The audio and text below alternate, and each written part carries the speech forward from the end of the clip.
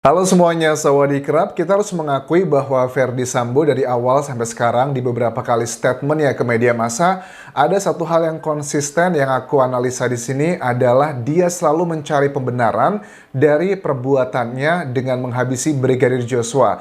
Pembenarannya adalah alasan dari istrinya. Itu adalah hal yang tetap dari awal sampai sekarang. Ada dua hal yang mayoritas dari masyarakat kita berpikir mengenai isu ini, teman-teman. Pembenarannya, pertama begini, Anjas adalah hal yang tidak mungkin ketika Ferdy Sambo melakukan pembunuhan tersebut tanpa ada alasan atau excuse yang kuat untuk ke Brigadir Joshua. Masuk akal atau tidak? Yes, masuk akal. Yang kedua, begini, mayoritas masyarakat yang aku melihat dari komentar-komentar di sosial media adalah kalau memang ada sebuah alasan yang kuat tersebut, apakah alasan tersebut adalah beneran karena telah terjadi tindakan asusila tersebut antara pelecehan atau perselingkuhan?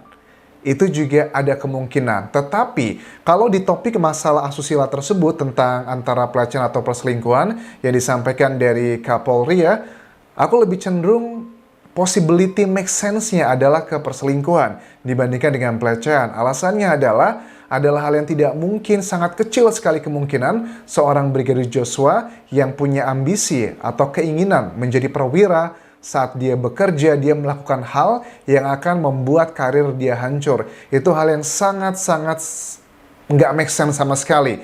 Apalagi juga Brigadir Joshua masih muda. Putri Chandrawati sudah hampir 50 tahun kalau nggak salah. Dan secara appearance pun Brigadir Joshua tidaklah sulit untuk mendapatkan perempuan gitu kan ya. Let's say adalah seperti itu. Tetapi begini ya, kenapa si Ferdy Sambo selalu konsisten dari awal dan dia selalu mencari pembenaran? Misalnya begini, kenapa aku bilang mencari pembenaran? Pada saat kemarin dia terakhir menyampaikan statementnya ke media massa pada saat ditahan. Kan sekarang ini kan Ferdy Sambo tuh ditahannya kalau nggak salah itu ditahan di Makobrimob ya, sedangkan istrinya Putri Chandrawati itu ditahan di Rutan Salemba cabang Kejagung. Sementara 3 tersangka lainnya ada Baradae, KM dan juga Bribka RR, mereka ditahan di tahanan Bareskrim. Nah, dari sini teman-teman, si kata-katanya FS, Ferdy Sambo kemarin kan kata-katanya simpelnya seperti ini. Saya lakukan semua ini karena kecintaan saya kepada istri saya. Saya tidak tahu bahasa apa yang dapat saya mengungkapkan perasaan, emosi, dan amarah akibat peristiwa yang terjadi di Magelang. Ini loh yang aku bilang kenapa selalu mencari pembenaran begitu. Walaupun di satu sisi dia mengatakan saya siap bertanggung jawab, tetapi itu adalah lip service menurut aku, basa-basi aja. Tapi yang menjadi pertanyaannya adalah dia selalu mencari pembenaran. Apakah Anjas percaya nih bahwa pembenaran tersebut adalah karena faktor asusila tersebut? Ya mungkin saja itu nanti akan terjadi di persidangan pembuktiannya seperti apa. Kemudian kabar yang saya terima sangat menyakitkan hati saya. Saya sangat menyesal, sangat emosi saat itu. Saya siap untuk menjalani proses hukum.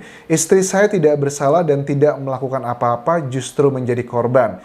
Bagian ini menurut aku sih karena ini bukan lagi apa ya, karena kalau seorang tersangka ataupun juga saksi sudah berkali-kali diperiksa, itu aku yakin sudah terjadi banyak distorsi teman-teman. Misalnya begini, kalau seorang saksi ya baru pertama kali diperiksa, walaupun sekarang sudah menjadi tersangka ya, seorang saksi baru diperiksa pertama kali, itu biasanya akan menyampaikan hal yang relatif apa adanya. Apalagi kalau nggak ada pengacara. Tetapi kalau saksi itu sudah diperiksa berkali-kali, apalagi juga sudah menjadi tersangka, apalagi juga sudah berbulan-bulan dan juga ada pengacara, kok yang disampaikan aku curiga bukan lagi merupakan fakta, tetapi adalah opini ataupun juga framing-framing yang berusaha dicapai target. Karena ya nggak mungkin lah ya antara obrolan klien dan pengacara, konteksnya adalah dari timnya Ferdy Sambo ke para pengacaranya.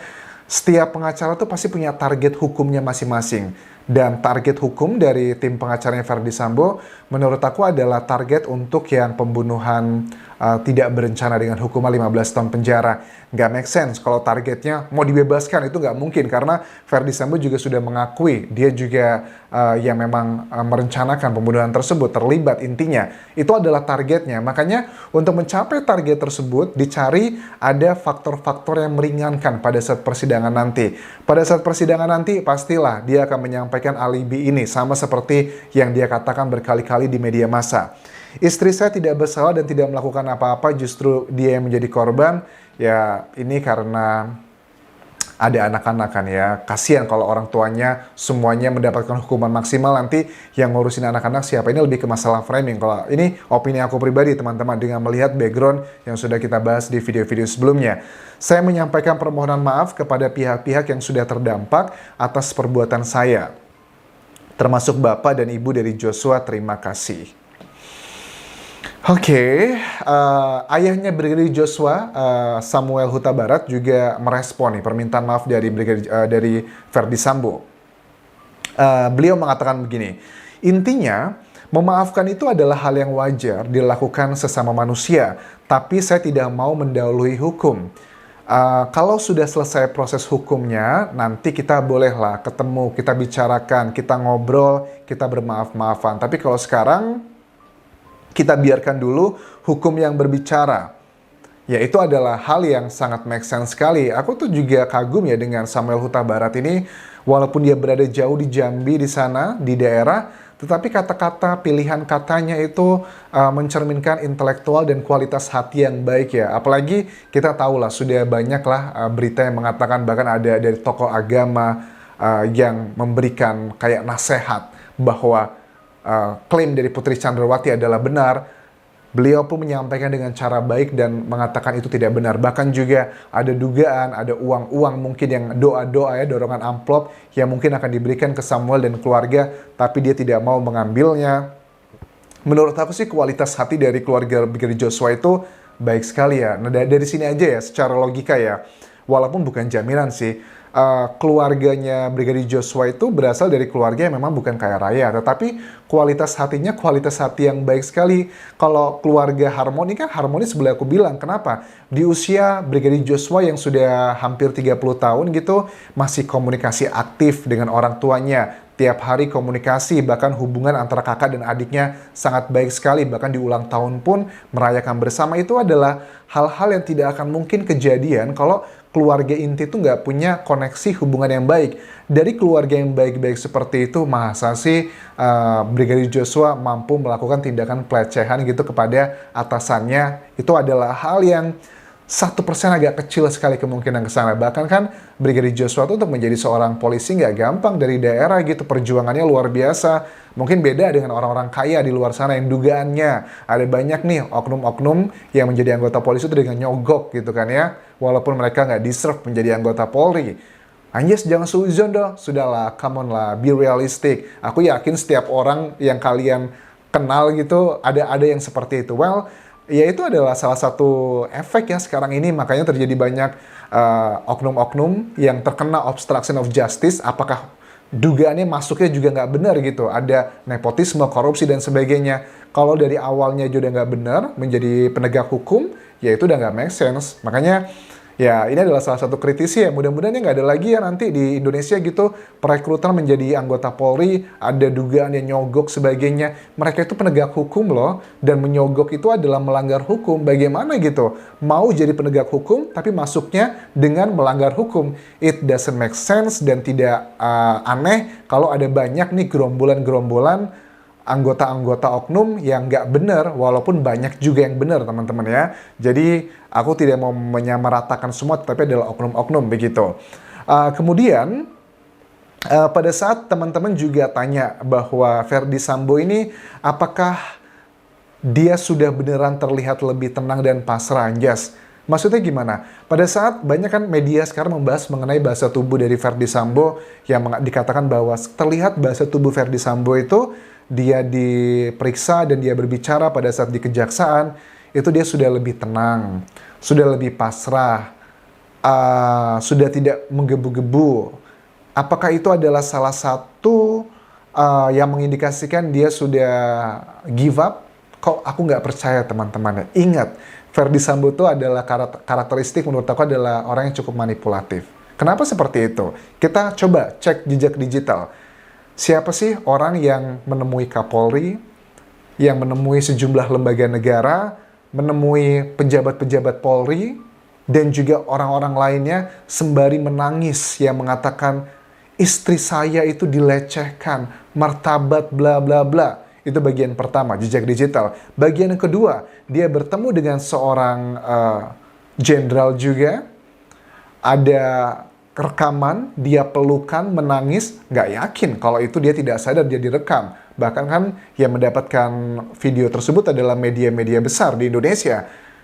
Pelukan, nangis, itu juga sebuah acting. Artinya adalah manipulatif sekali Verdi Sambo untuk bertemu dengan level-level tertinggi Kapolri ataupun juga lembaga-lembaga lainnya. Dia aja bisa loh nangis seperti itu. Apalagi kalau cuman dalam tanda kutip di media gitu kan ya, yang itu pun tidak deep interview, tetapi cuma sekilas aja. Istilahnya kayak ya Vox Pop mungkin sih, atau yang doorstop ya istilah kalau di media. Pasti kan akan sangat gampang sekali lebih menggunakan actingnya. Bisa aja dia pada saat di wawancara kemarin yang nggak nyampe 5 menit, itu dia sedih, lemes. Tetapi pada saat sudah masuk ke mobil, ketemu dengan orang-orang lain semuanya, dia sudah santai aja. Karena ini adalah salah satu bagian trik untuk mencari poin-poin untuk meringankan dia pada saat persidangan nanti. Dan secara keseluruhan, apakah aku percaya dengan statement dari Verdi Sambo kemarin? 95% aku tidak percaya. 5%-nya yang aku percaya mungkin hanya bagian